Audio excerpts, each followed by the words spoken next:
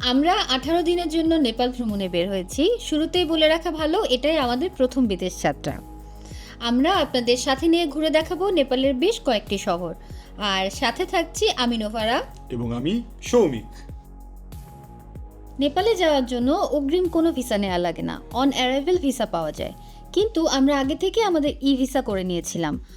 আর আমাদের দুইজনের plane fair পড়েছিল রাউন্ড ট্রিপ সহ প্রায় 60,000 টাকার মতো। আমাদের ফ্লাইটের টাইম ছিল বিকেল 4:30টায়, তাই আমরা 12টার দিকে বাসা থেকে বের হয়ে যাই। এয়ারপোর্ট পৌঁছেই প্রথমে আমরা বাংলাদেশ বিমানের কাউন্টার থেকে আমাদের বোর্ডিং পাসগুলো কালেক্ট করে নিই এবং তারপর যথারীতি ইমিগ্রেশন কমপ্লিট করে আমরা আমাদের প্লেনের জন্য অপেক্ষা করতে থাকি। এই প্রথমবারের মতো আমরা বাংলাদেশের বাইরে কোথাও ঘুরতে যাচ্ছি, সো বুঝতেই পারছেন আমাদের এক্সাইটমেন্টের লেভেলটা কী পরিমাণ ছিল।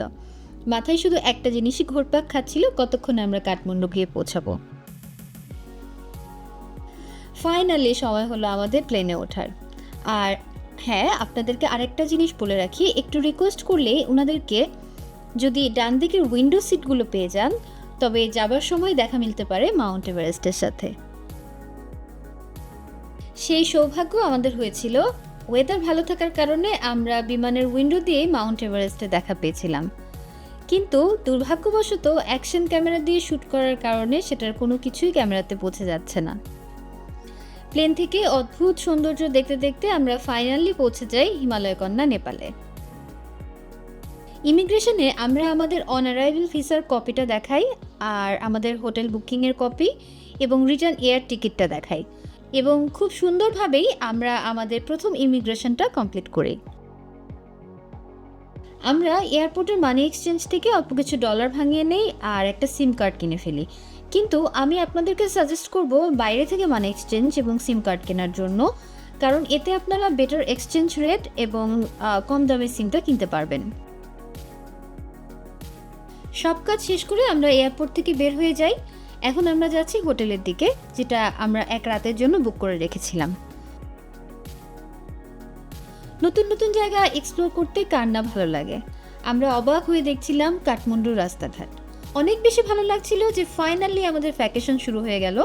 চলে এসেছি নেপাল, এবার নেপাল এক্সপ্লোর করার পালা। হোটেলে চেকিং করে ব্যাগ ব্যাগেজ রেখেই আমরা বের হয়ে যাই থামেলের রাস্তাঘাট ঘুরে ঘুরে দেখতে। আর থামেলের রাস্তাঘাটের জমকালো আলো আমাদের চোখ ধাঁধিয়ে দিচ্ছিল। প্রচণ্ড ক্ষুধার্ত ছিলাম, এজন্য আমরা প্রথমেই একটা রেস্টুরেন্টে ঢুকে একটু খাওয়া দাওয়া করে নিই। আগে থেকে আমাদের প্ল্যান ছিল পরের দিন পোখারা যাব সোফা বাসে করে, কিন্তু সেটার জন্য আমরা এখন পর্যন্ত কোনো বাসের টিকিট পাইনি। আর ওখানকার একজন লোকালের সাথে কথা বলে আমরা জানতে পারলাম যে যদি সকাল 7টার ভিতরে আমরা বাস স্ট্যান্ডে থাকি, তাহলে হয়তো আমরা বাসের টিকিট পেলেও পেতে পারি। আর আমাদের এই পোখারা যাবার গল্প শুনতে আপনাদের আমন্ত্রণ জানাচ্ছি আমাদের নেক্সট এপিসোড দেখার জন্য। আমাদের ভিডিওটি ভালো লাগলে লাইক, শেয়ার, সাবস্ক্রাইব এগুলো করতে ভুলবেন না।